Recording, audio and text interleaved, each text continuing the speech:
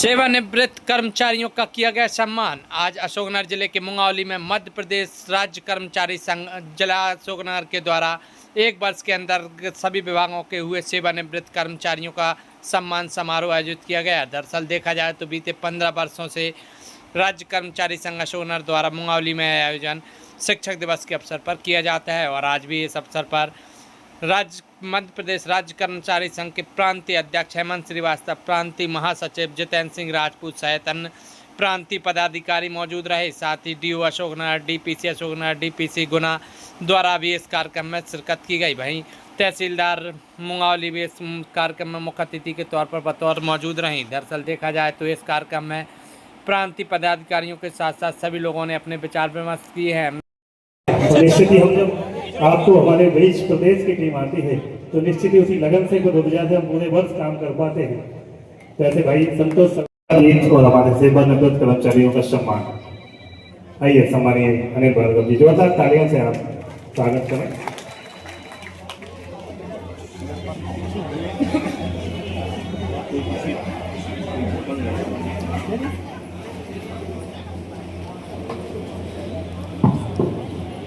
मेरा बारंबार नमन। इस प्रांगण में जो लोग बैठे हैं, इस कार्यक्रम के लिए जिन्होंने आज लगभग 20 दिन से हर परेशानी को बारिश धूप में मेहनत करके ये आज हम इस कार्यक्रम में पहुंचे हैं, सबको मेरा बहुत बहुत धन्यवाद नमन। आज इस कार्यक्रम का ये 16वां वर्ष और इस 16 वर्ष में से 16 आयोजन हम जो किए हैं उसमें से 15 आयोजन के गवाह जो है आदरणीय जितेंद्र जी भाई साहब हैं। पहला कार्यक्रम जब हमने किया था तो उसमें आदरणीय भाई साहब नहीं आए थे, रमेश जी भाई साहब आए थे। और 15 कार्यक्रम में भाई साहब की मौजूदगी रही है। और हमने पहला कार्यक्रम जब सिर्फ 17 लोग हमारे सेवानिवृत्त हुए थे, उस पहले कार्यक्रम में हमने 17 लोगों का सम्मान का तन मन और धन से इस संगठन को सहयोग रहा है। मैं सबको बहुत बहुत धन्यवाद देता हूं। आप सबका बारंबार स्वागत, वंदन, अभिनंदन करता हूं। क्योंकि कार्यक्रम काफी विलंब हुआ, मंच पे वक्ता मेरे से अधिक बुद्धिजीवी और संगठन के बारे में ज्ञाता हैं, तो ज्यादा कुछ मैं सिर्फ आप लोगों का इस अवसर पे स्वागत कर रहा हूं। बाकी कहने के लिए हमारे वरिष्ठ ज्येष्ठ श्रेष्ठ मंच पे मौजूद हैं, तो आप लोगों के बीच में मैं रहता हूं, ज्यादा कुछ कहने को है नहीं। मैं सिर्फ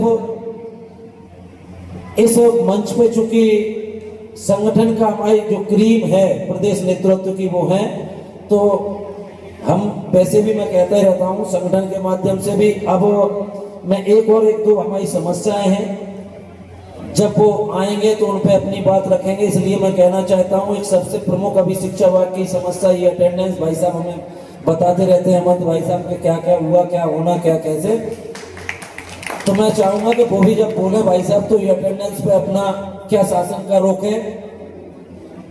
दूसरा, आज हम जिनका सेवानिवृत्ति पे सम्मान कर रहे हैं, इसमें कई पुराने संवर्ग के लोग हैं जो पुरानी पेंशन, ओल्ड पेंशन पात्रताधारी हैं, लेकिन इनके बीच कई लोग ऐसे भी हैं भाई साहब जो हमारे नए संवर्ग के हैं, जो एनपीएस धारक हैं और पिछले 16 वर्ष से जो इस कार्यक्रम में करते करते एनपीएस के सेवानिवृत्त हमारे जो कर्मचारी हैं और उनकी दुर्दशा जब हम देखते हैं तो वास्तव में भाई साहब रोना आता है।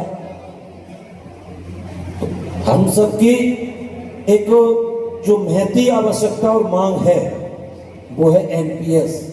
तो मैं चाहूंगा कि वर्तमान में मध्य प्रदेश राज्य कर्मचारी संघ का जो स्वरूप है, चूंकि हम राष्ट्रवादी विचारधारा के संगठन है और हमारी विचारधारा की सरकार है, तो मैं चाहूंगा कि निश्चित रूप से हमारा संगठन इस दिशा में काम करे। और मैं चाहूंगा कि हमारे संगठन के माध्यम से अगर हमें ओपीएस मिलती है तो इससे बड़ा सुखदायी पल कोई नहीं होगा। तो मैं उस पर भी ध्यान आकर्षित हमारे माननीय मंच का करना चाहूंगा। कि इस दिशा में हमारा संगठन क्या कर रहा है। ये दो महती आवश्यकता है, बाकी के लिए हमारा संगठन बहुत काम कर रहा है, उसके सार्थक परिणाम आते हैं। हमने अपने मंच से भाई साहब ने जब भोपाल में कार्यक्रम किया, स्वास्थ्य बीमा की घोषणा माननीय मुख्यमंत्री महोदय ने की थी, तो उसके आदेश क्या स्थिति में है। मैं चाहूंगा कि जब आगामी वक्ता के रूप में हमारे आदरणीय भाई साहब प्रदेश कार्यकारिणी के लोग आए तो उस पर भी हम विचार रखें। बाकी इतना ही कहकर मैं अपनी वाणी को विराम देता हूँ। धन्यवाद। और सबसे महत्वपूर्ण जिन लोगों का जो मुझे साथ मिल रहा है, इस अशोकनगर की भूमि में, इस जिले में सर्वाधिक क्रांतिकारी वीर भूमि है, गणेश शंकर विद्यार्थी की भूमि है। ऐसी भूमि के यहाँ विराजमान समस्त शिक्षक साथियों, आप सबको प्रणाम करता हूँ। आज हम सब लोग हमारे सामने बैठे हैं आदरणीय अवधेश जी भाई साहब, तुलसी नारायण जी भाई साहब, नवरन लाल जी, मैं सबको व्यक्तिगत जानता हूँ। ऐसे समस्त सेवानिवृत्त शिक्षक साथियों को प्रणाम। आप सबका आशीर्वाद मार्गदर्शन हमें बहुत मिला है। और आखिरी में जिनकी बदौलत ये कार्यक्रम हो रहा है, जब मैं 2010 में राज्य कर्मचारी संघ का जिलाध्यक्ष था, जितेंद्र जी भाई साहब उस समय पहले प्रदेश मंत्री थे, पर प्रांत अध्यक्ष बने। उस समय जब हमने कार्यक्रम सोचा तो संतोष जी उस समय आए सबसे आगे और उन्होंने कहा हम कार्यक्रम मंगावली में करेंगे। और 2010 की परंपरा हमने कल्पना नहीं की थी कि एक बार कार्यक्रम करना है कि लगातार करना है। तो मंगावली की ऐसी धुरंधर टीम, संतोष जी और उनकी पूरी टीम, संतोष जी ने मेरे साथ 1990-91 से विद्यार्थी परिषद, बजरंग दल, विश्व हिंदू परिषद, युवा मोर्चा से होते हुए हम तक आए।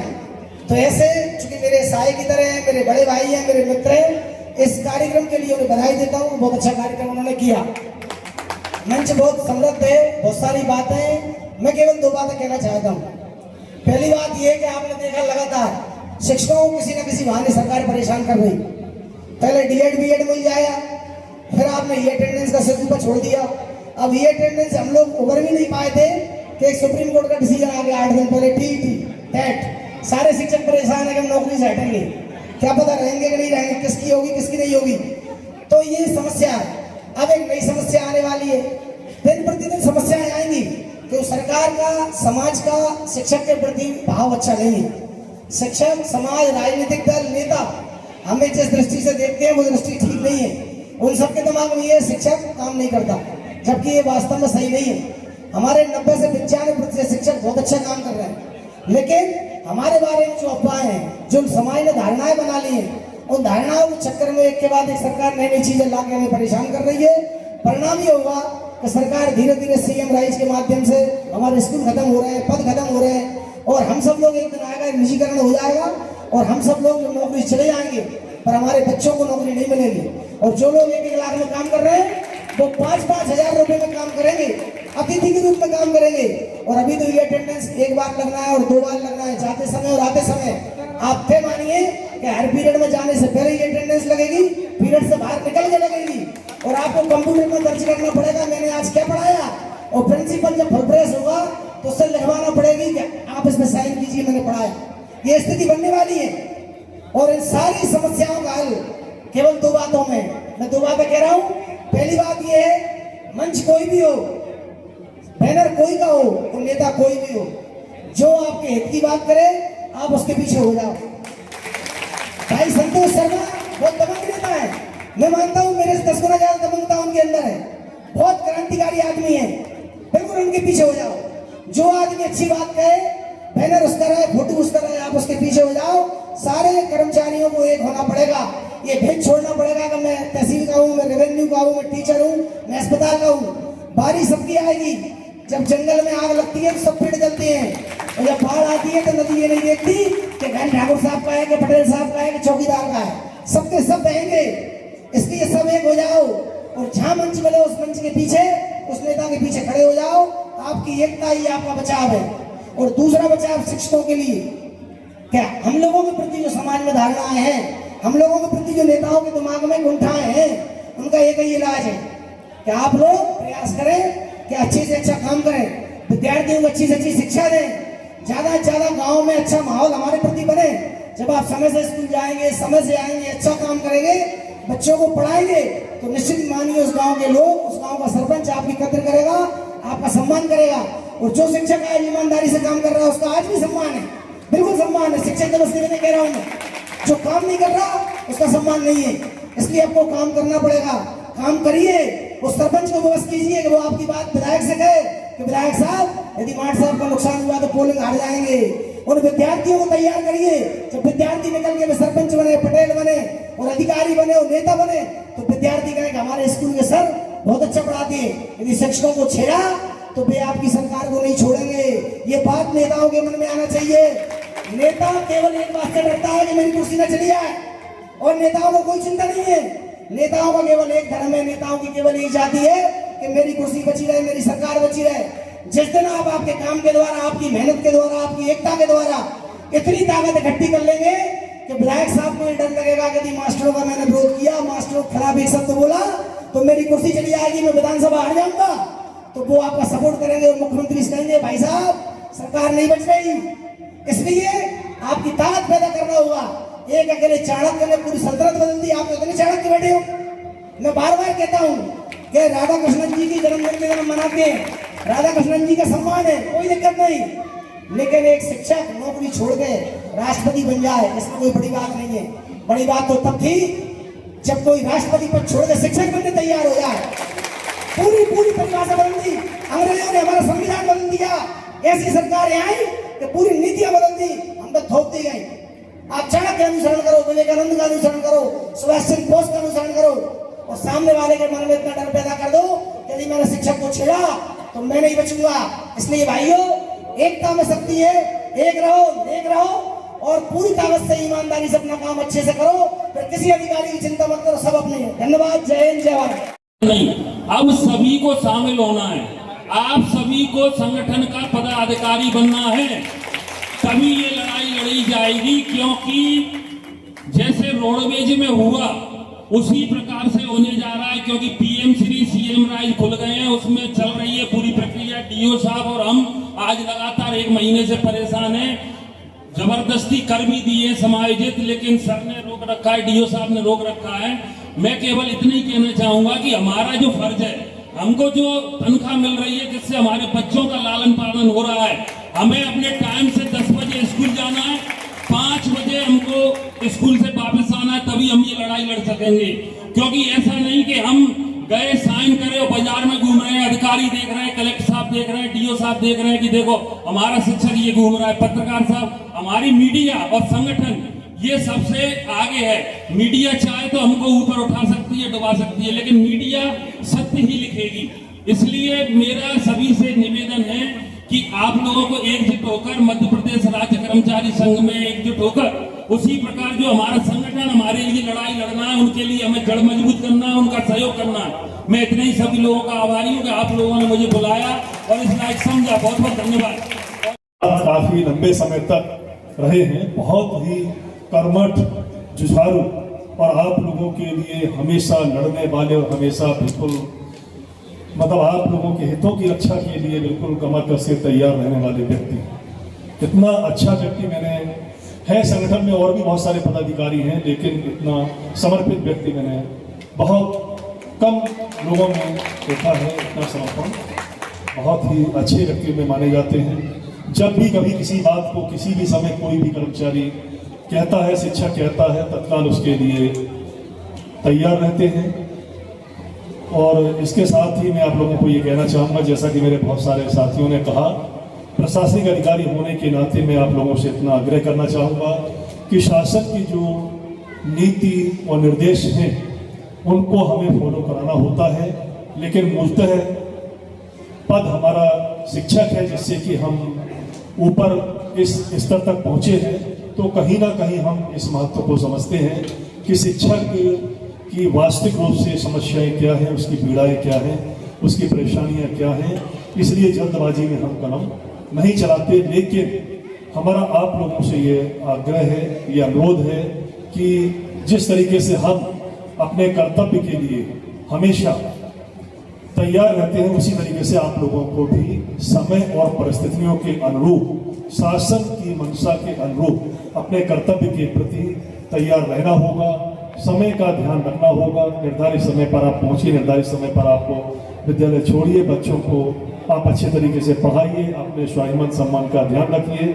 विश्वास मानिए अगर ये काम आप लोगों ने कर लिया तो आपके स्वाभिमान को किसी भी प्रकार की कोई ठेस पहुंचने वाली नहीं है और आपके विरुद्ध भी किसी भी प्रकार की कोई कार्रवाई होने वाली नहीं है।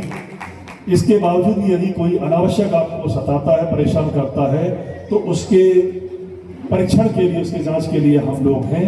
बिना परीक्षण कराए, बिना जांच कराए हम जल्दबाजी में कभी किसी पर कोई कार्रवाई नहीं करते। यदि वरिष्ठ अधिकारी भी हमें निर्देश देते हैं तो उनसे भी हम एक बार आग्रह करते हैं कि हमें एक बार इसका परीक्षण करा लेने दीजिए कि शिकायतकर्ता सही है या हमारा शिक्षक सही है। और इसके बाद लोगों से आग्रह है कि आप लोग संगठन के साथ जुड़िए, बेहतर तरीके से अपना काम करिए और अच्छे तरीके से अपने स्वाभिमान को कायम करिए, अपने विभाग की छवि को बनाइए और विभाग के स्वाभिमान सम्मान का भी ध्यान रखिए। देखिए, वास्तव में शिक्षक समाज का मार्गदर्शक है और राष्ट्र का निर्माता है। ये बात सत्य थी, सत्य है और सत्य रहेगी, बशर्ते कहीं ना कहीं हमारी नीति और नियत में थोड़ी सी कमी आई, जिसकी वजह से कहीं ना कहीं समाज की नज़र में हमारी अहमियत थोड़ी सी कम होती जा रही है। और हम अपनी अहमियत को पुनः कायम कर सकते हैं। इसके लिए केवल हमें अपने कार्य और व्यवहार को बेहतर करना होगा। इसके साथ ही इतने सारे लोग यहाँ पर उपस्थित हुए, शिक्षा विभाग की ओर से जिला शिक्षा अधिकारी की हैसियत से मैं आप सभी लोगों का हार्दिक स्वागत करता हूँ, वंदन करता हूँ, अभिनंदन करता हूँ।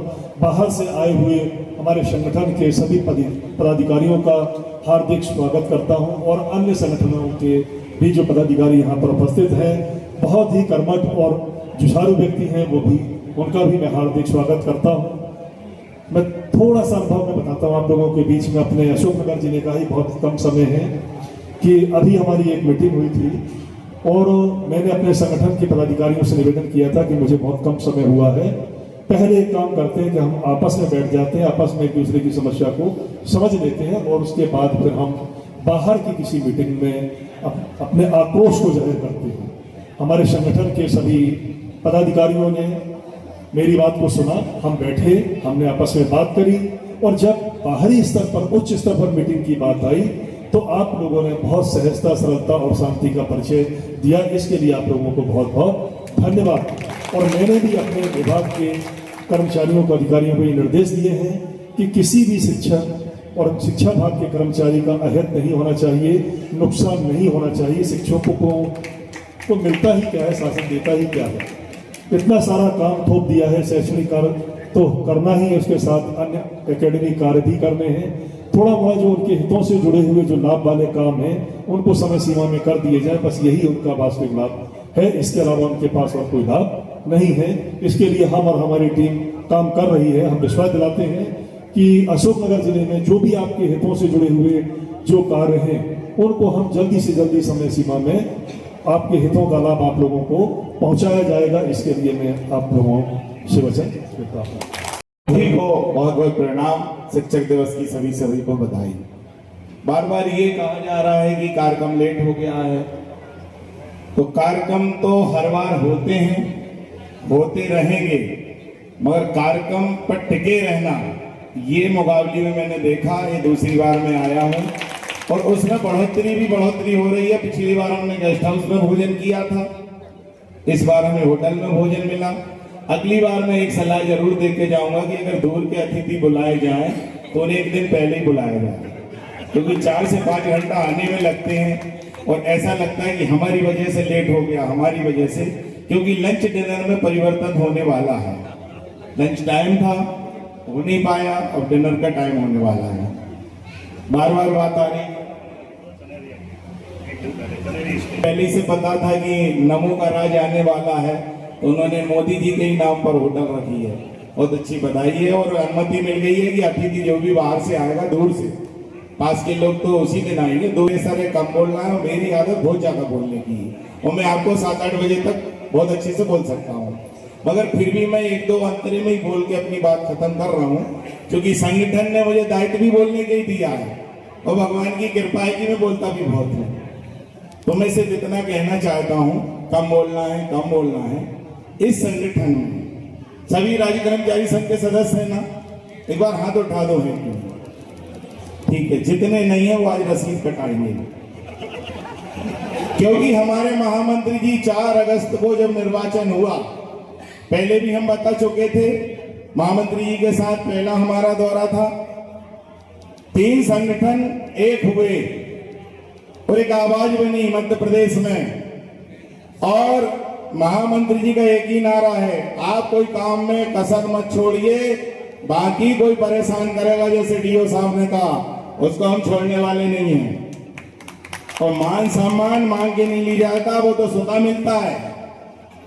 और हमें अपने कर्तव्य पे ध्यान देंगे तो हमारा मान सम्मान भी बढ़ेगा और पीएम श्री और राजश्री और जितने श्री खुलेंगे सब में हम ही भर्ती होंगे। मगर जब हम अपनी वैल्यू अपने थोड़ा सा मॉडल बदलना है, धोती से लोग कुर्ते पे आए, कुर्ते से जीन्स पे आ गए, आगे कि नहीं, तो अपन को भी अपनी स्टाइल बदलना है, तभी उस हिसाब से अपन अपना मान सम्मान ले पाएंगे। तो देखिए, जब तक अपने पास जीवन है समस्या बनी रहेगी कि नहीं, क्योंकि बड़े भाग्य मानस तन पावा, ये बड़े भाग्य से मनुष्य शरीर मिला है और उसमें भी सौभाग्य के राज्य कर्मचारी संघ मिला है आपको, तो और बड़े भाग्य हो गए।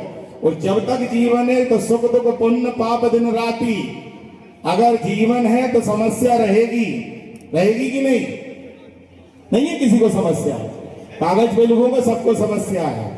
कोई ऐसा आदमी नहीं हो सकता कि जिसमें समस्या ना हो। और नौकरी रहेगी तो भी समस्या रहेगी, ये दोनों साथ चलेंगे, एक ही साथ जाएंगे ऊपर। सेवानिवृत्त में भी लफड़ा खत्म नहीं होने वाला, ये आप सोचो। इसलिए समस्या कभी खत्म नहीं होगी। और मैं तो ये कहता हूँ महामंत्री जी और अध्यक्ष जी से, समस्या खत्म हो जाएगी तो हमें कौन पूछेगा? इसलिए समस्या पैदा करना है, यही हमारे संगठन है। समस्या नहीं है, पैदा करो, मगर ई अटेंडेंस जैसी पैदा नहीं करना। देखो, वो तो अटेंडेंस लगाने के बाद लग नहीं रही, कोई तनख्वाह काट रहा है तो उसकी अपन काट देंगे। इसके लिए महामंत्री अपने 3 चरणों में काम करना है। तो अपनी बात खत्म करने वाला हूं। देखिए, भगवान राम 14 वर्ष हो गए थे। मैं आपसे जोड़ रहा हूं कहानी को। 14 वर्ष बाद वो सिर्फ समुद्र से इतनी सी रिक्वेस्ट कर रहे थे, मुझे अपनी पत्नी से मिलने जाना। कर रहे थे कि नहीं? कोई ने रामचरितमानस नहीं पढ़ी लग रहा है। इतनी तेज भूख लगी कि आप तो हाँ भी नहीं भर रहे हो, हाँ तो भरो। तो देखिए, समुद्र बिल्कुल नहीं माना। छोटा भैया बोला लक्ष्मण कि जी ऐसे मानने वाले नहीं है। तो मैं आपको ये बता रहा हूं कि समस्या का निराकरण इतने आसानी से होता भी नहीं है।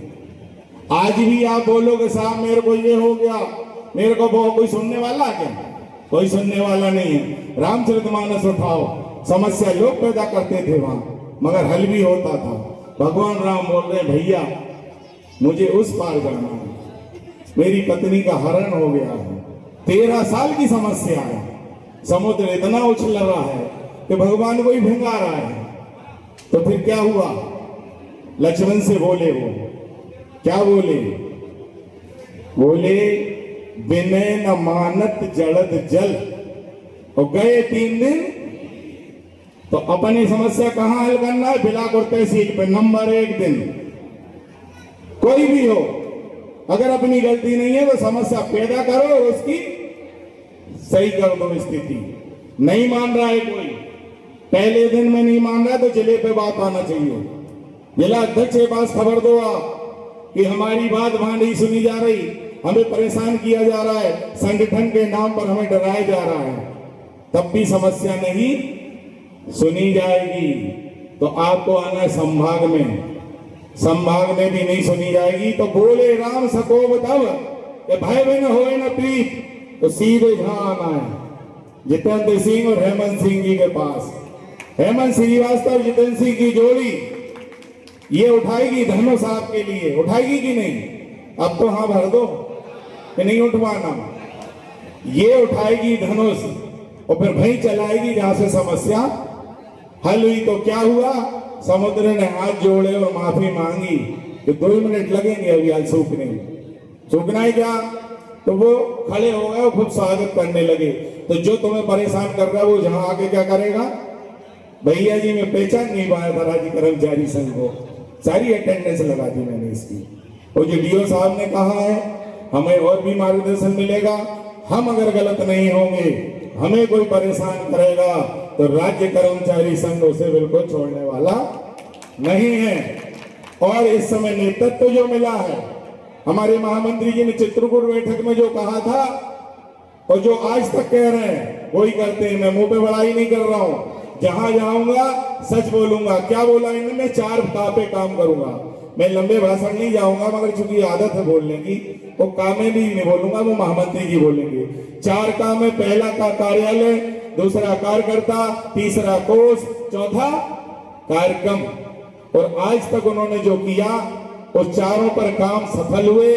और ऐसा महामंत्री हमने तो, मेरे को कम आयु है मेरी, बता दूं शिबू भैया, जिस प्रोडक्ट के आप हैं उसी के मैं हूं, उसी के महामंत्री जी हैं।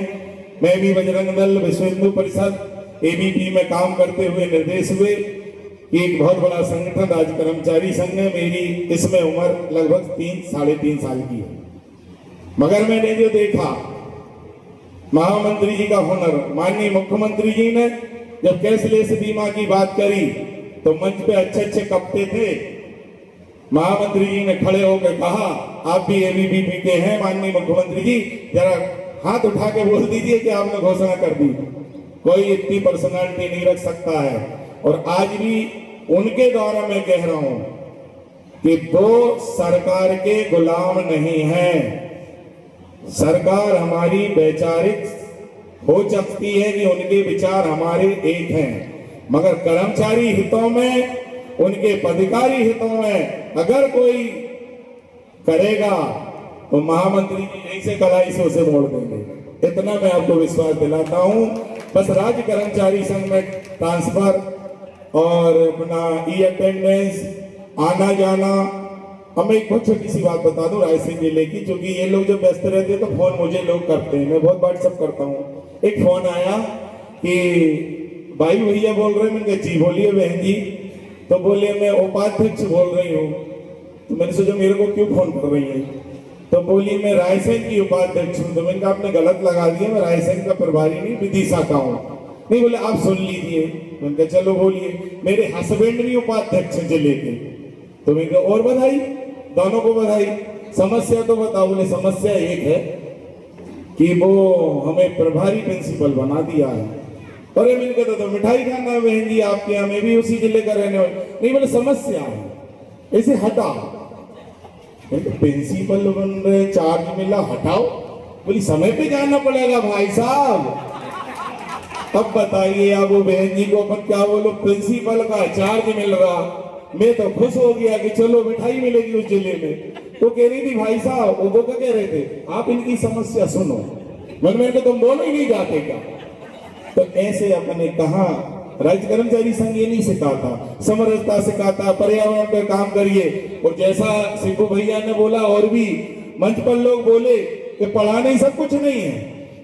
हम तो गागा के दिलों को लूट लेते हैं लोगों का। कुछ भी कर सकते हो ना, बच्चों को इकट्ठा कर लो, रैली निकाल लो, उनके नाखून साफ कर दो, कुछ भी कर दो। इज्जत तो लेना अपने सीखना है। वो सरपंच, वो विधायक जी, वो सांसद जी, वो मंत्री जी क्या इज्जत देंगे?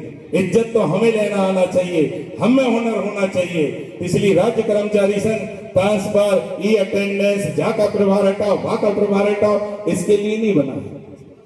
राज्य कर्मचारी संघ देश हित, राष्ट्र हित, प्रदेश हित में बात करता है।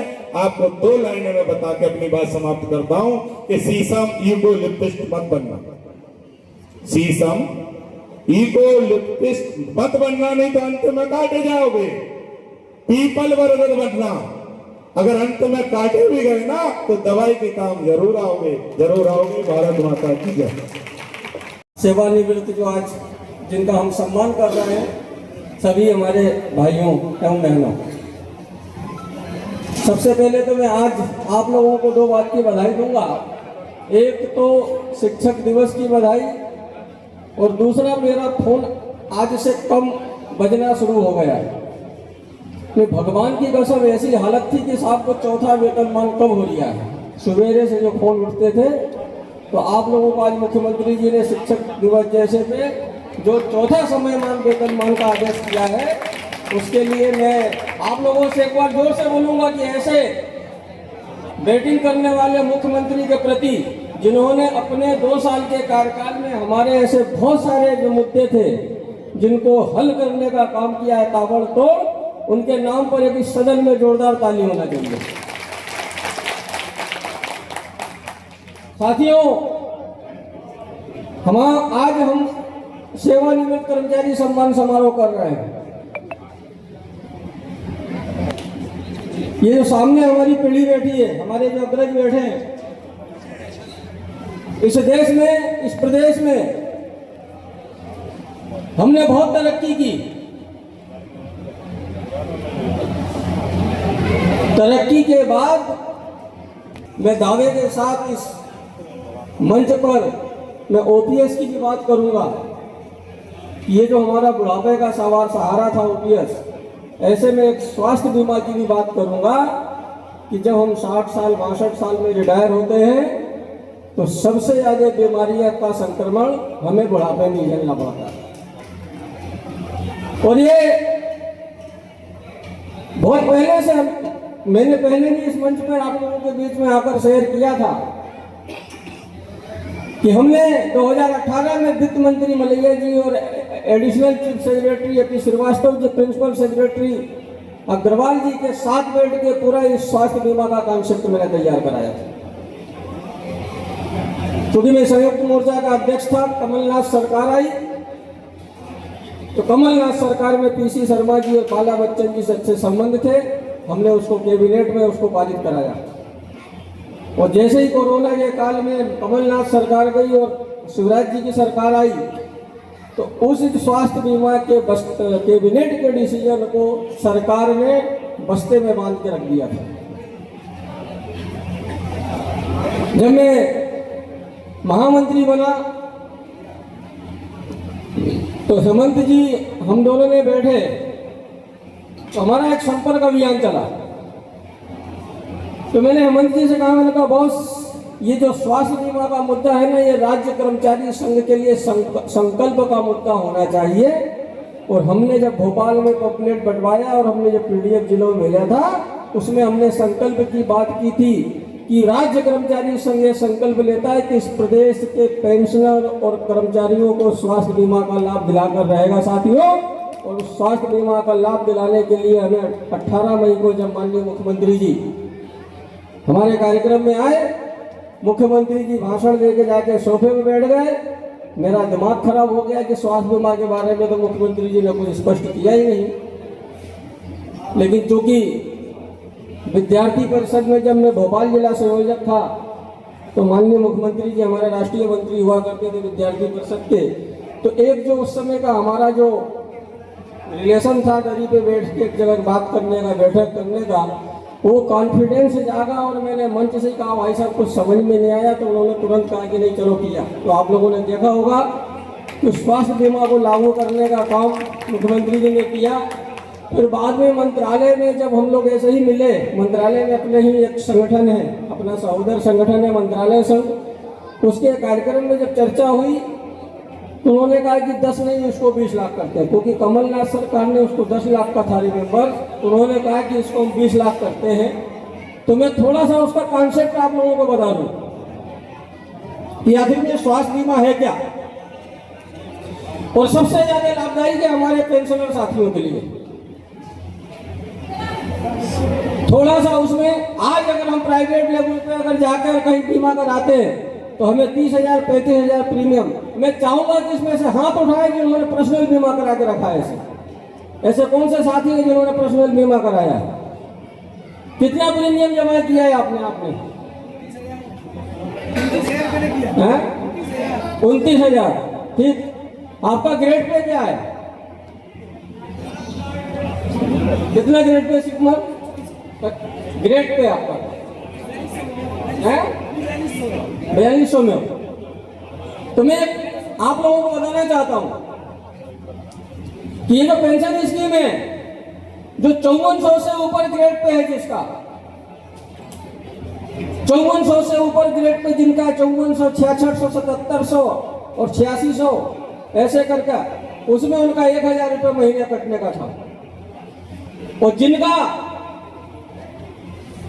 2800 से लेकर और 4200 तक जो ग्रेड पे की श्रेणी में आते हैं उनका 650 रुपये महीने उसमें बढ़ोतरा होगा, और जिनका 2400 ग्रेड पे है उनका 450 रुपये, और जो 1400 चतुर्थ श्रेणी से लेके हमारे 1900-2100 ग्रेड पे के कर्मचारियों को उसमें 250 रुपये महीने कटता।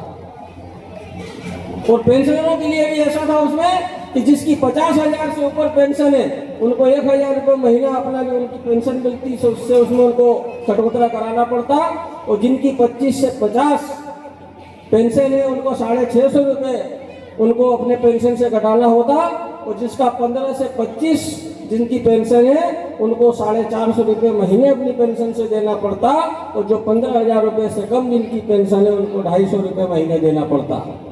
और उसके जो लाभ है मेरे भाइयों, उसका लाभ ये था कि उसमें 10,000 रुपये प्रत्येक वर्ष ओपीडी के नाम पे हमको मिलता कि अगर छोटी मोटी बीमारी हो जाती है तो ओपीडी में, और गंभीर चूंकि हमारे पेंशनर जो भी हैं बुढ़ापे में गंभीर बीमारियों से संक्रमित होते हैं तो उसमें 10 लाख रुपए तक का था। चूंकि उसको मुख्यमंत्री जी ने 20 लाख कर दिया है तो नए सिरे से कटौतरा का थोड़ा सा उसमें वो चल रहा है कैबिनेट में। और मैं ये समझता हूँ कि मुख्यमंत्री जी ने आज की महंगाई और आज के मेडिकल के खर्चे को देखते हुए अगर उसको 20 लाख किया है तो हम सब परिचित हैं कि जब कोई घर में पड़ जाता है बीमार तो पैसे जाते देर नहीं लगती है। इसलिए मैं चाहूँगा कि एक बार और ताली बजा के हम आवाज़ मुख्यमंत्री तक जाए कि तत्काल, अभी मैं खुद लगा हुआ हूँ कि उसको तत्काल कैबिनेट में लाके उसको हम लागू कराएं। अभी बात चल रही थी अटेंडेंस की। साथियों, डीओ साहब ने बात बोली, कल मैं मुख्यमंत्री के मंडलोई साहब अपर मुख्य सचिव उनसे मिल के आया कि एक हमारे अनूपपुर के जिला सीओ हैं, नए आईएएस हैं, आए हैं, तो कहावत है ना कि जवानी का जोश उनमें, तो मेरे यही शब्द थे कि साहब उनको जवानी का जोश हो गया तो थोड़ा उनका जोश कम कीजिए कि पूरे जिले के उन्होंने तनख्वाह रोक दिया। और जैसे ही वो मैंने चिट्ठी वहाँ पे वायरल की तो 2 ब्लाक के रात का डर के मारे उन्होंने तनख्वाह निकाल भी दी। तो दम भी इतनी होती है। ये आईएएस लोग सिर्फ डराने का काम करते हैं साथियों, ये सबसे ज़्यादा आंदोलन से डरते हैं, मैं आपसे बता दूँ।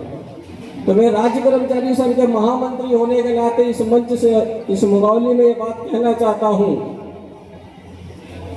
कि आप इसको प्रचारित करके समाज में, मेरा आप लोगों से हाथ जोड़ के निवेदन है कि इससे भय करके व्हाट्सएप ग्रुपों में चला के समाज के उपभाजन से आप लोग बचिए। और मैं राज्य कर्मचारी संघ के महामंत्री होने के नाते एक वचन आप लोगों को देता हूं कि किसी भी शिक्षक का अटेंडेंस के खिलाफ अगर उनके कोई कार्रवाई होती है, अगर उनके टर्मिनेशन की कार्रवाई होती है, तो ये वो राज्य कर्मचारी संघ है जिसने 32,000 संविदा शिक्षकों को, जिसके हाईकोर्ट ने यह कह दिया था कि इनको नौकरी से बाहर करो, उन संविदा शिक्षकों को वापस नौकरी दिलाने का काम राज्य कर्मचारी संघ ने किया है।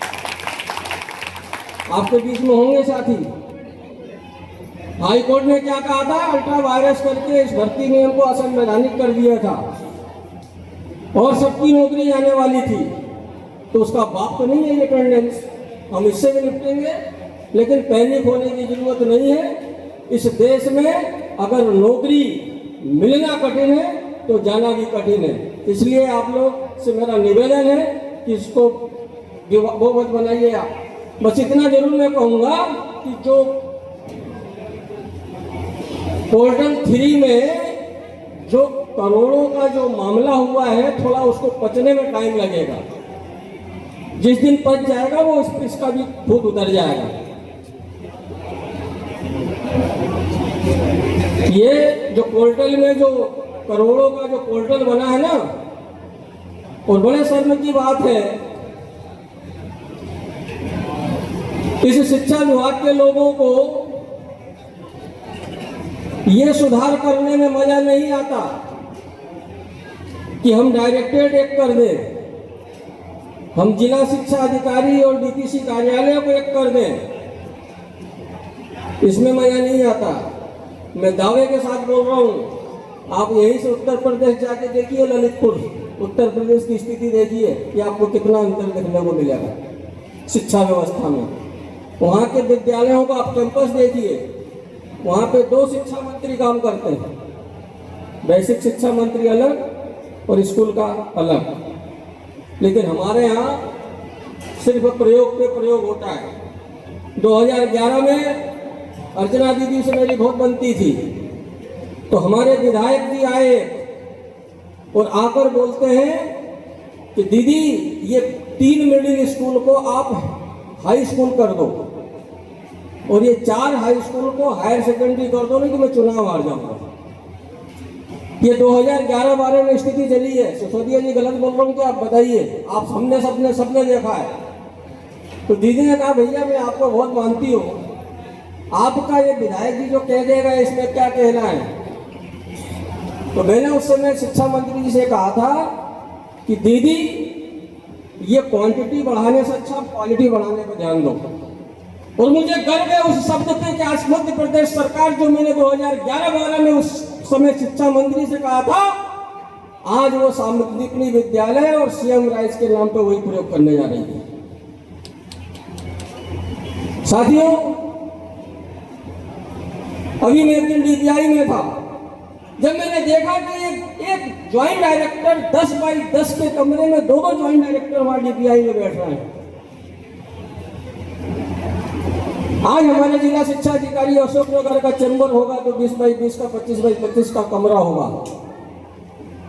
डीपीआई में क्या स्थिति होती है सिसोदिया जी?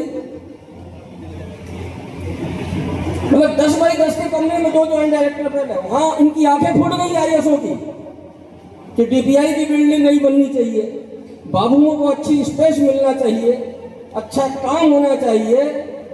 हजारों करोड़ों रुपए डका लगाए प्रशिक्षण के नाम पे ये लोग। मैं धीरे से वहां इशारा करके आ गया कि डमरू बजा दो आप लोग। हमारे साथियों ने, आपने पढ़ा होगा डीपीआई में, एक दिन डमरू बजाने का काम कर दिया हमने सीपीआई के खिलाफ। तो हम डरने वाले नहीं हैं, वक्त आएगा तो हम मंत्रालय भी घेरेंगे। लेकिन इस प्रदेश की अब हमने बेड़ा उठा लिया है। हमने कहा है हम इस बात के लिए भी ज्ञापन देंगे कि ये जो करोड़ों रुपए का एम शिक्षा मित्र पोर्टल 3 में, इसमें मैं बोल रहा हूँ ना, बड़ा घालमेल है, प्रशिक्षण में बड़ा घालमेल है।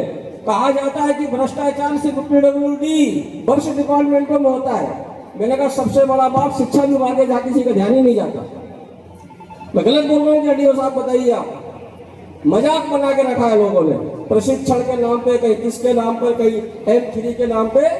हम जरूर आवाज उठाएंगे साथियों। और मैं आज जो आप लोगों ने ओपीएस की बात उठाई है, अभी हमारी अखिल भारतीय मजदूर संघ की बैठक थी 21, 22, 23 अगस्त को।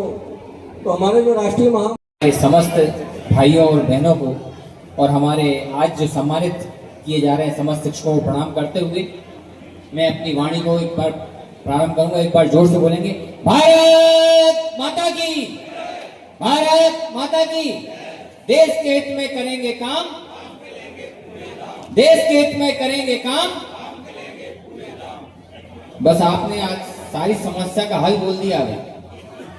देश के हित में करेंगे काम और काम के लेंगे पूरे दाम। सम्मानीय मंच, हमारे सम्मानीय महामंत्री जितेंद्र सिंह जी ने आप सबको आज सारी अपनी राज्य कर्मचारी संघ के जो काम अभी होने जा रहे हैं उनके बारे में आपको बताया। मैं ज़्यादा समय नहीं लूँगा, बहुत अल्प समय में मैं बात रखूँगा। बहन जी 5 मिनट के लिए और बैठ जाइए। बस आप लोगों ने इतना इंतजार किया, 10 मिनट और टाइम दूंगा। और आपके बीच में उपस्थित हैं हमारे, आज मैं जिला शिक्षा अधिकारी महोदय सम्मानित सिसोदिया जी, और मुझे सिसोदिया जी को देख करके एक बात याद आ गई कि अशोकनगर में कम से कम मैं जब चढ़ा तो मैंने कहा अशोकनगर में शिक्षकों की समस्याएं तो नहीं रहने वाली। ये बात तय है, क्योंकि सिसोदिया जी के साथ मैंने बहुत लंबे समय तक काम किया है और उन्होंने, उनकी काम की इस बात से मैं बहुत प्रभावित हूँ कि वो नियमानुसार कोई भी परेशानियां उनके बीच आती हैं और वो शिक्षकों की सारी समस्याओं को हल कर देते हैं। नियम में यदि कोई समस्या आ रही है तो उसका सॉल्यूशन वो अवश्य करते हैं, कहीं जाने की आवश्यकता नहीं होती।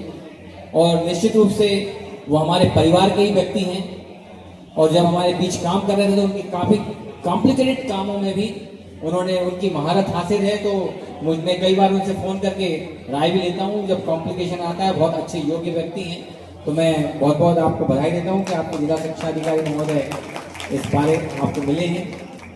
और हमारे बीच प्रशासन का नेतृत्व कर रहे हैं हमारे तहसीलदार महोदया, और निश्चित रूप से कि आज राज्य कर्मचारी संघ को ये प्राप्त है कि चतुर्थ श्रेणी से सेकेंड क्लास तक सारे कर्मचारी बंधु हमारे राज्य कर्मचारी संघ में आते हैं। तो हमें उनका निश्चित रूप से समस्याओं में हल करने के लिए जो काम करना पड़ता है, तो सभी विभागों से हमारा नाता है। ऐसा सम्मानीय तहसीलदार महोदय हमारे बीच उपस्थित हैं। सम्मानीय मंच में ज़्यादा समय न लेते हुए आपके काम की 2-4 बातें मैं आपके बीच रख रहा हूँ। पहला तो ये कि आज जिस गरिमामय दिन के लिए हम यहाँ उपस्थित हुए हैं, उस शिक्षक दिवस के साथ साथ जो हमारे वरिष्ठ जन हैं इनका हम सम्मान करने जा रहे हैं, ये बड़ी कॉम्प्लिकेशन वाली बात है कि हम भी कभी वरिष्ठ जन होंगे। और आज इस वरिष्ठ जन बनने के लिए आज मुझे कई जिलों में देखने को आ रहा है कि जब सेवानिवृत्त होते हैं तो पहले उसी दिन पीटीओ मिलना चाहिए था, लेकिन आज 7-7 दिन का टाइम गवर्नमेंट ने दे दिया। 7 दिन बाद पीटीओ जारी होगा, तो 7 दिन बाद ही सही, कम से कम ऑन टाइम पर उसके सारे क्लेम्स, सारे भुगतान उस दिन मिल करके उसको सम्मान के साथ विदा किया जाना चाहिए था। ये राज्य कर्मचारी संघ की प्रथम हमेशा मांग रही है, और राज्य कर्मचारी संघ की मांग पर ही शासन के द्वारा भी सम्मान पूर्वक सेवानिवृत्ति करने के आदेश भी दिए गए हैं और राशि भी दी गई है। लेकिन अनेक जगह देखने को आया है कि हमारे कई सम्मानीय लोग भटकते रहते हैं कि उनके क्लेम्स नहीं मिले। और अभी एक नया विवाद जो चालू हुआ है कि उनकी छुट्टियों को अवकाश उनके कई बार क्लेश नहीं हो पा रहे हैं, तो वो उस मुद्दा के लिए भी हमारे महामंत्री जी भूल गए। लेकिन मैं माननीय मुख्यमंत्री जी को बधाई दूंगा कि उन्होंने आपके उन जो ईएल थी, अर्जित अवकाश थे, उसको भी कैबिनेट में निर्णय करा के आप लोगों को अर्जित अवकाश प्रदान किया। एक बार जोरदार उसके लिए भी ताली बजाएं। देखिए, कई इतने मुद्दे हमने रख दिए हैं और वो सॉल्व होते जा रहे हैं, आपको पता भी नहीं चल रहा। और कैबिनेट में अब अर्जित अवकाश जो समस्या थी, जिसके लिए आज डीपीआई ने मैक्सिमम केसेस रोक रखे हैं, उसका भी निर्णय हो चुका है सरकार के द्वारा, और बहुत जल्दी उसका आदेश होने वाला है, ताकि वो अर्जित अवकाश के भी सारे मुद्दे सॉल्व हो जाएंगे। आपकी समस्या रहती थी, हमारी बहनें कई बार छुट्टियों के लिए, हमारे कई ऐसे भाई हैं जिनको छुट्टियों के लिए दिक्कत होती थी, तो छुट्टियों में भी बहुत सारे नियमों में संशोधन किया गया है। ये आपको कई चीजें मालूम नहीं होंगी। आप लोगों ने एक बात रखी जिसकी बहुत ज्यादा चर्चा हुई है, मेरे को रास्ते भर से चर्चा होती चली आ रही है, ई अटेंडेंस के बारे में। तो आप बिल्कुल मत घबराओ। अभी जैसा महामंत्री जी ने कहा, पैनिक होने की जरूरत नहीं है। आप सब लोग जो है बहुत ईमानदार और कर्तव्यनिष्ठ हैं। ऐसा कोई व्यक्ति है जो प्रतिदिन ड्यूटी पे जाता है तो रजिस्टर में दस्तखत ना करता हो? ऐसे कितने लोग हैं जो ड्यूटी उपस्थित रजिस्टर में दस्तखत ना करता हो? ऐसे कितने लोग हैं? अगर ऐसे लोग हैं तो हाथ ऊपर कर दें, जो अपनी जाकर के उपस्थिति पंजी पे दस्तखत ना करता हो। सभी करते हैं। जब सब उपस्थिति पंजी पे दस्तखत कर रहे हैं तो हमें यह बताने में क्या दिक्कत हो रही है कि हम उपस्थित नहीं हैं? इसके बाद अगर आपको परेशानी आ रही, वो नहीं चल रहा है, हमारी सम्मानीय मंत्री से चर्चा हुई है, आपकी अटेंडेंस नहीं लग रही, आपका वहां पर नेटवर्क नहीं है, ये सारी समस्या के लिए घबराने की कोई जरूरत नहीं है। इस बात को लेकर के राज्य कर्मचारी संघ संघर्षशील है और इस मामले को लेकर के आपके ऊपर कोई कार्रवाई नहीं होगी। लेकिन बात यह है कि उसको पैनिक ना करें। अभी आपने देखा होगा कोरोना काल में, कोरोना से नहीं मरे लोग, कोरोना के काल में जब एडमिट कर दिया गया तो उस कोरोना के भय से ज्यादा लोग मरे, और ऐसा भय बना दिया कोरोना का। मैं कोरोना से प्रभावित था और मेरे को मेरी रिपोर्ट में नील आ गया और मेरी बच्ची प्रभावित थी, मैं उसको क्वारंटाइन कर दिया, मैं पूरे घर को देख रहा था। बाद में 1 महीने बाद रिपोर्ट आई मैं भी कोरोना पीड़ित था और वो तो ठीक हो गया। लेकिन यदि मुझे कह दिया जाता, मुझे हॉस्पिटल में एडमिट कर दिया था, तो मेरा ब्लड प्रेशर बढ़ जाता और आधे लोग तो उसी में चले। तो ऐसे ही आप लोग हाल कर रहे हैं। ये अटेंडेंस कोई समस्या नहीं है आपके बीच। ये अटेंडेंस सेम ऐसे ही है जैसे आप हस्ताक्षर करते हैं। आपकी जब लग रही लगा दें, नहीं लग रही है न लगाएं, उसके बारे में जवाब दे दें। आपका प्रथम आप नियमों को जानिए कि आपके पास डीओ साहब भी बैठे हैं जो सरकार के नियम बनाए हैं, जो आपका वहां पर डीडीओ अधिकारी है, जो वहां पर प्रिंसिपल है, वो आपकी सत्यापन करता है। जब वो सत्यापन कर रहा है आपकी, तो आगे दिक्कत है ही नहीं। तो आप लोग इतनी पैनिक क्यों कर रहे हैं किस चीज को? लेकिन इस बात को समझिएगा, जब समस्या आएगी तो हम निश्चित रूप से समाधान करेंगे। वेतन काटने का आज सीओ अनूपपुर ने आदेश दिया था, हमने उसका पूरा पुरजोर विरोध किया है और आज उनको अपने आदेश को बदलना पड़ा। लेकिन आप इस उपस्थिति के जरिए ये बताना चाह रहे हैं, देखिए कभी कभी क्या होता है कि अच्छे और बुरे की पहचान करने के लिए भी कुछ करना पड़ता है। आपके बीच में भी कुछ ऐसे इंसान हैं, मैं आपको बता रहा हूं कि बरेली में सम्मानीय शिक्षा मंत्री के साथ हमारा संवाद हुआ, तो उन्होंने वहां पर कह दिया कि कई हमारे शिक्षक बंधु जाते नहीं हैं। तो इस कारण उसको पहचानने के लिए कई लोग जैसे स्कूल में रहकर के भोपाल में घूमते हैं, तो उनकी समस्या को पहचानने के लिए उन्होंने कुछ नियम बनाए। उसमें हमें दिक्कत नहीं होना चाहिए, लेकिन हम अपन ड्यूटी कर रहे हैं तो उसमें कोई प्रॉब्लम नहीं। दूसरी बात में आपसे, ये समस्या नहीं है, दूसरी बात मैं आपसे कह रहा हूं कि आपको इतना फायदा दिलाने के राज्य कर्मचारी संघ यहाँ ओपीएस से लेकर के जो यूपीएस में बदला है, यूपीएस में भी आज आपके लगभग पूरे क्लेम्स आ रहे हैं। थोड़ी सी समस्या है, उसके लिए भी राष्ट्रीय राज्य कर्मचारी संघ और भारतीय मजदूर संघ लगा हुआ है।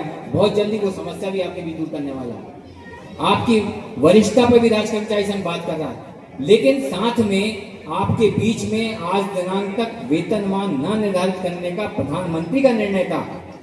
कहा था कि उसने 7वें वेतनमान के बाद हम 8वां वेतनमान नहीं देंगे, लेकिन जब राज्य कर्मचारी संघ की स्थापना हुई थी तभी ये बात कहा गया था कि राज्य कर्मचारी संघ से वेतन विषमता समाप्त हो, 1:4 अनुपात हो। तो हम वेतन विषमता को समाप्त करना चाहते हैं।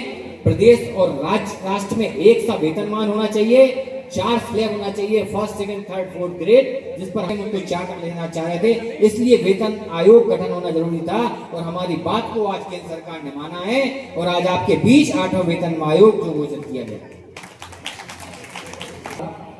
कि उसमें जैसे कि पुरुष के लिए 1 यूनिट मानी जाती थी, महिलाओं को 0.8 यूनिट मानते थे, 0.8 यूनिट मानते थे, बच्चों को 0.6 यूनिट मानते थे और ऐसे करके 2.6 यूनिट का हमारे 7वें वेतनमान में संशोधन में बदलने की कोशिश की थी। हमारा राष्ट्रीय पूरा तरीका लगा हुआ है। हमने पिछली बार उस आयोग की जब गठन हो जाता है उसकी कई बैठकें होती हैं, हमारे राज्य कर्मचारी संघ की तरफ से भी उसमें कई प्रपोजल बन के जाते हैं और काफी लंबा काम रहता है। लेकिन हमने पिछली बार बात रखी थी तो हमने ये कहा था महिलाओं को 0.8 यूनिट मत मानिए, महिला भी पूरे पुरुष के साथ काम कर रही है, इसलिए उसे भी 1 यूनिट मानिए और हमारे बच्चों को भी हम यूनिट मानिए और साथ में वो आपके बीच में आपके माता पिता अगर आश्रित हैं तो उन्हें भी यूनिट मानिए और 3.6 का मल्टीप्लाई करिए और हम उसमें भी संशोधन करने के लिए प्रयास कर रहे हैं। आपका जो क्रमोन्नत वेतनमान दिया जाता है, 5 साल में पदोन्नति का नियम होता है, तो ये कहाँ से नियम है कि आप 8 साल में हमें और 16 साल में या 10 साल में आप क्रमोन्नत देंगे या 12 साल में क्रमोन्नत देंगे? जब 5 साल का नियम है तो 5 साल में प्रमोशन नहीं मिल पा रहा है तो 5 साल में ही वो नियम होना चाहिए। तो ये सारे संशोधन हम देने वाले हैं। तो आपकी सोच वहां तक नहीं पहुंचती होती कि देर तक संगठन काम करता है। संगठन को रात दिन काम करना पड़ता है। मैं भी संगठन का पदाधिकारी हूं, लेकिन कभी स्कूल जाना नहीं छोड़ता। कई बार हमारे जिला अध्यक्ष हमारे महामंत्री जी कहते हैं उसके जिला अध्यक्ष, अरे यार आ जाओ यार, नहीं भाई साहब पहले पीरियड पढ़ाऊंगा उसके बाद आऊंगा। तो क्या होता है, हम अपने कर्तव्य से नहीं विमुख करें। हमारा देश कृषि प्रधान देश है। आप जानते हैं कि कृषि का वो किसान जो है किसी ई अटेंडेंस से नहीं बंधा, किसी डर से नहीं बंधा। वो तो चाहे तो खेत में लगाए या ना लगाए, स्वतंत्र भारत का नागरिक है, लेकिन वो खेत में फसल लगाने जाता है तो वहां टाइम नहीं देखता कि मैं 10:30 बजे पहुंचूंगा। वो सवेरे 6 बजे जैसी भोर उठता है वो पहुंच जाता है और खेत पे जब आता है जब सूरज ढल जाता है। उसके बाद में भी पानी देने की जरूरत पड़ती है और रात में ठंड में देकर के पानी देता है। वो चिंता क्यों पालता है? ताकि उसकी फसल अच्छी हो जाए। जब उसकी फसल अच्छी होती है तो उसे दाम अच्छे मिलते हैं। ऐसे ही हमारी फसल है हमारे बच्चे। आप हमारे बच्चे जिस दिन हमारे अच्छे हो जाएंगे ना तो किसी सरकार को बोलना पड़ेगा कि तुम ये अटेंडेंस लगाइए, ना सरकार को आपके ऊपर कार्रवाई करना पड़ेगी। मैं ये कह रहा हूँ, अभी मैं हमारे स्कूल के पास में एक भानपुर केकड़िया गांव था, वहां पर अतिथि शिक्षक था, वो कई बार पैसे खर्च करके उन्होंने कहा मध्याह्न भोजन की रसोई बनाने के लिए पैसा इकट्ठा कर रहा है।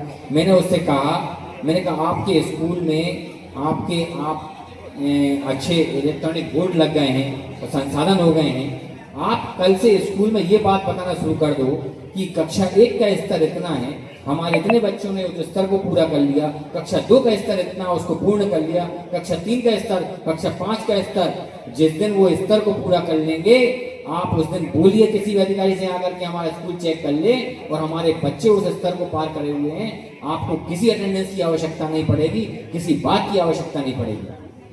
लेकिन आज हमें इस बात को गंभीर चिंतन करना पड़ेगा। अधिकारियों ने चिंतन किया, हम भी कर रहे हैं, लेकिन आज आपके सम्मान और गरिमा की बात है। हम अपने कर्तव्यों से अपने गरिमा और सम्मान को पाएंगे, हम किसी के सम्मान को मांग करके नहीं पाएंगे। हम कोई भिखारी नहीं कि हम अपना सम्मान मांगे, हम अपने स्वाभिमानी हैं, हम अपने सम्मान को जिंदा करेंगे और इसी बात के कष्ट को लेकर के मामानी सभी मंचासी खड़े हो जाए, सभी मंचासी अतिथियों से निवेदन है। नहीं, जगदीश शर्मा जी हैं तो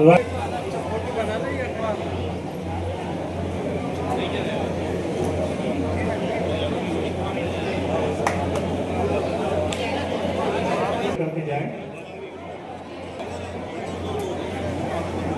राकेश राजन जी,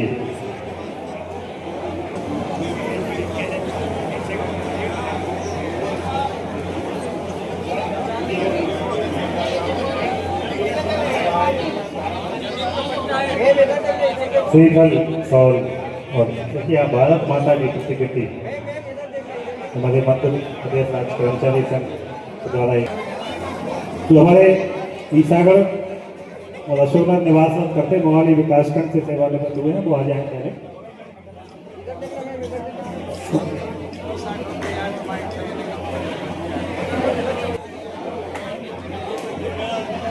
नाच पर्वी श्रीमती शीला सेन हमारे प्रदेश अध्यक्ष महोदय, प्रदेश महामंत्री सम्मानित डीओ साहब, डीपीसी साहब, तहसीलदार मैडम के द्वारा हमारे सभी सेवानिवृत्त कर्मचारियों का सम्मान किया जा रहा है।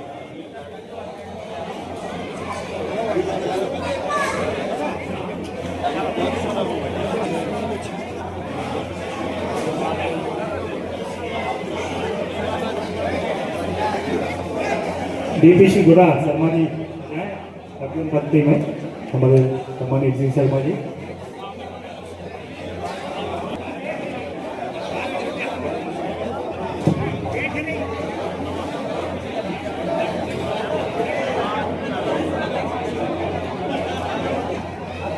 श्री मोहनलाल जी यादव, श्री घनश्याम सोनी